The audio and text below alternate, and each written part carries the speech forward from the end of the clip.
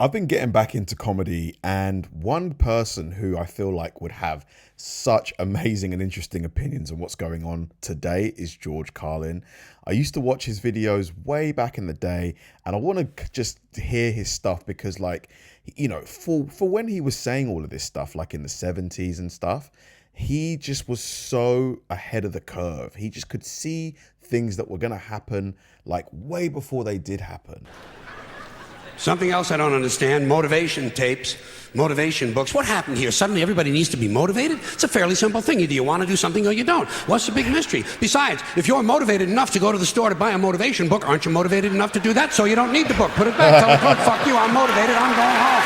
I'm going home. It's true. It's actually true. And can anyone explain to me the need for 1 hour photo finishing? You just saw the fucking thing.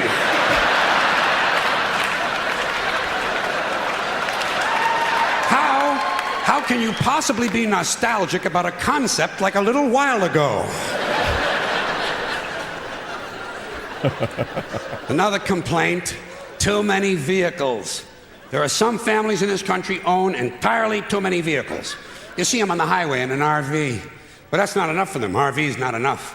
Behind them, they're towing a motorboat, go-kart, dune buggy, dirt bike, jet ski, snowmobile, parasail, hang glider, windsurfing equipment, a hot air balloon, and a small two-man deep-sea diving bell.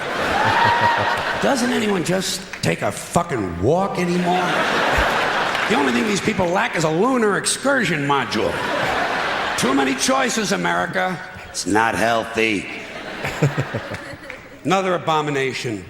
White guys over 10 years of age who wear their baseball hats backwards. Listen.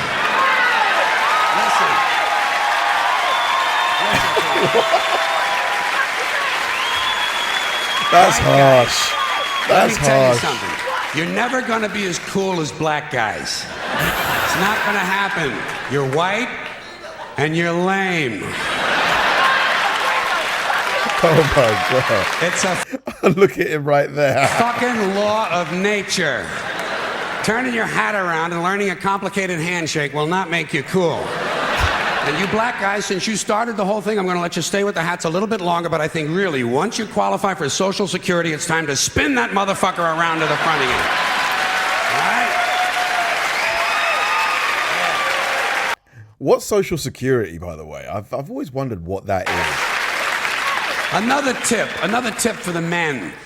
The earrings, the thing with the earrings, it's over. It's been over for a long time. Doesn't mean anything anymore. It was supposed to piss off the squares.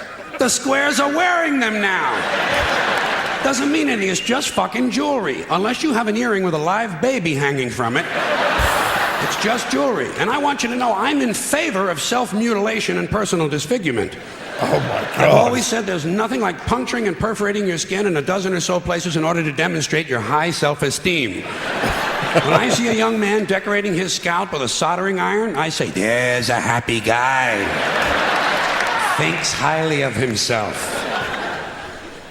And haven't we gone a little overboard with these colored ribbons for different causes? Every cause has its own colored ribbon now. Red for AIDS, blue for child abuse, pink for breast cancer, green for the rainforest, purple for urban violence. I got a brown one. You know what it means? Eat shit, motherfucker! Eat shit, motherfucker!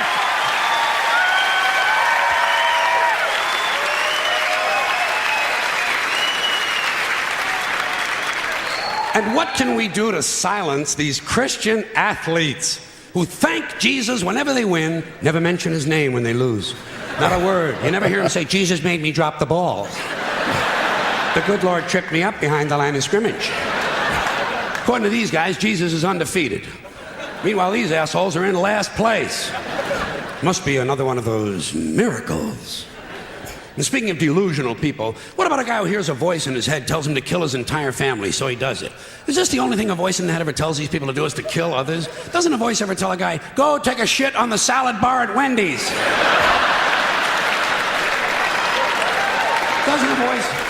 Doesn't a voice tell a guy to take out his dick on the merry-go-round once in a while? Well, some guys do take out their dicks on the merry-go-round, but usually it's their own idea.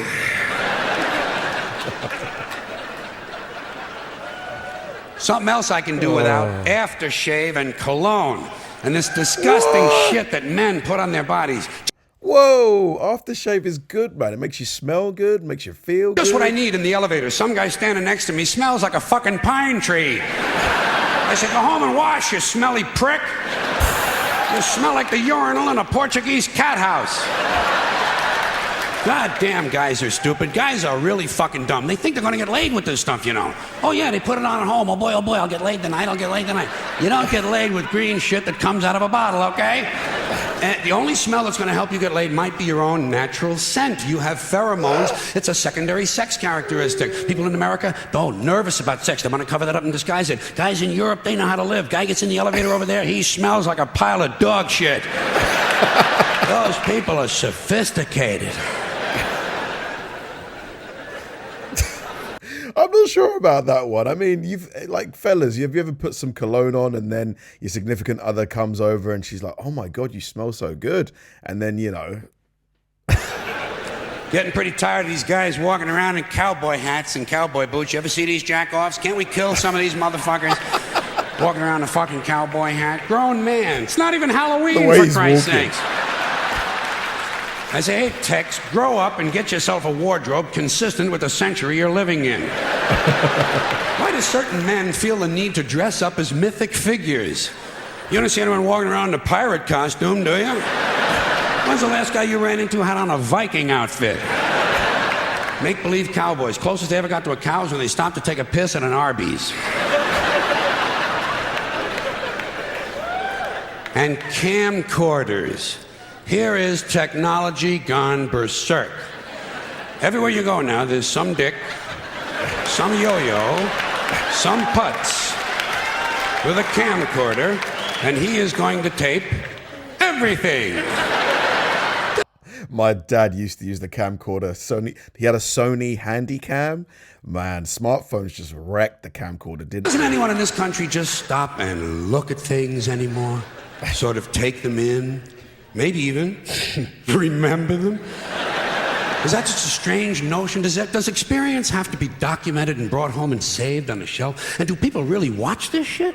Are people's lives so bankrupt they sit at home looking at things they already did? And these guys are so intense, you know? It's always guys. They won't let women touch the cameras. It's a highly technical skill.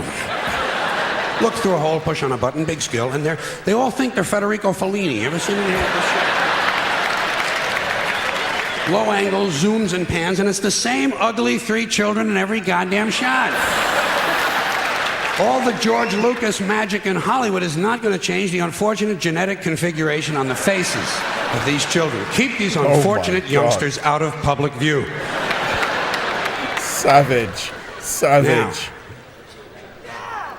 a lot of these... Hold on a sec. That dude was A lot of these cultural crimes I've been complaining about can be blamed on the baby boomers. Something else I'm a little tired of hearing about. The baby boomers. Whiny, narcissistic, self-indulgent people with a simple philosophy. Give me it, it's mine! Give me that, it's mine! These people were given everything. Everything was handed to them. And they took it all. Sex, drugs, and rock and roll, and they stayed loaded for 20 years and had a free ride. But now they're staring down the barrel of middle-age burnout, and they don't like it. They don't like it, so they've turned self-righteous. And they want to make things hard on younger people. They tell them abstain from sex, say no to drugs. As for the rock and roll, they sold that for television commercials a long time ago. So they could buy pasta machines and Stairmasters and soybean futures. Soybean futures. You know something? They're cold, bloodless people. It's in their slogans, it's in their rhetoric. No pain, no gain. Just do it. Life is short, play hard. Shit happens, deal with it. Get a life. These people went from do your own thing to just say no. They went from love is all you need to whoever winds up with the most toys wins. And they went from cocaine to Rogaine.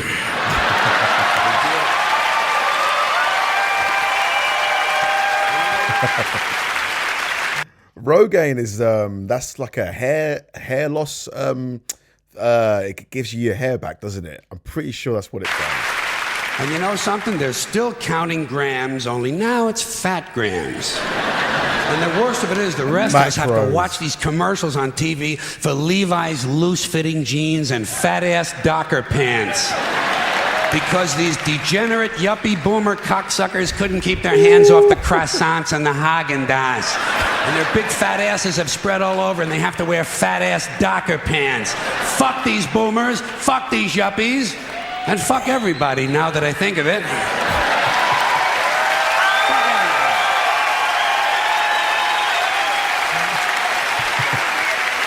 Well, sometimes in comedy you have to generalize. Now there's one thing you might have noticed I don't complain about. Politicians. Everybody complains about politicians. Everybody says they suck. Yeah! Well, where do people think these politicians come from? They don't fall out of the sky. They don't pass through a membrane from another reality. They come from American parents and American families, American homes, American schools, American churches, American businesses, and American universities, and they're elected by American citizens. This is the best we can do, folks.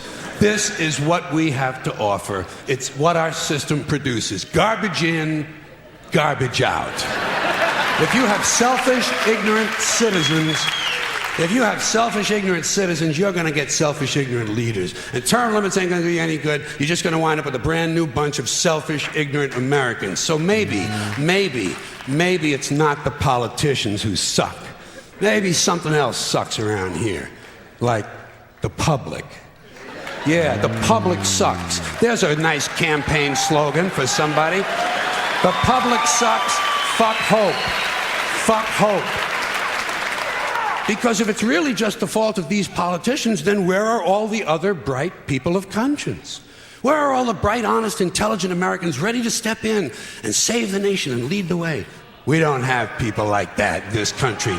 Everybody's at the mall, scratching his ass, picking his nose, taking his credit card out of his fanny pack and buying a pair of sneakers with lights in them. So I have solved this little political dilemma for myself in a very simple way. On election day, I stay home. I don't vote. Fuck them. Fuck them. I don't vote. 2 reasons. Oh man, that's an interesting one though, because if you don't vote, that means, can you complain about who wins? But what do you guys think about that one? Because if you vote, at least you've tried to get someone to win. Whereas if you don't vote and then complain about who's won, can you really complain? Do you have a leg to stand on? 2 reasons I don't vote. First of all, it's meaningless. This country was bought and sold and paid for a long time ago. The shit they shuffle around every 4 years doesn't mean a fucking thing. And secondly, I don't vote because I believe if you vote, you have no right to complain. People like to twist that around, I know. They say, well, if you don't vote, you have no right to complain. But where's the logic in that? If you vote and you elect dishonest, incompetent people and they get into office and screw everything up, well, you are responsible for what they have done. You caused the problem. You voted them in. You have no right to complain. I, on the other hand, who did not vote, who in fact did not even leave the house on election day, am in no way responsible for what these people have done and have every right to complain as loud as I want about the mess you created that I had nothing to do with. So I know that a little later on this year you're going to have another one of those really swell presidential elections that you like so much. You'll enjoy yourselves. It'll be a lot of fun. I'm sure as soon as the election is over, your country will improve immediately. As for me, I'll be home on that day doing essentially the same thing as you. The only difference is, when I get finished masturbating, I'm going to have a little something to show for it, folks. Thank you very much. Such an interesting guy and an interesting perspective. Like, he is just bang on about 99% of things. The only thing I would question is his not voting, just purely because, you know, if you do vote and you vote for someone who shares the right morals, ethics, or at least they present that they do, and they don't win, you can still complain if the other guy wins, because at least you voted for someone who you thought would do a better job than the person who won. So from that angle, I kind of think it's always worth voting. However, if the candidates who make it to represent both the left and the right are both awful in your opinion, then I guess, you know, it's still kind of a wasted vote. So I guess I see where he's coming from. I do. Thanks for watching, guys. If you enjoyed the video, please like and subscribe, and check out the video I'm going to link right here. See you there.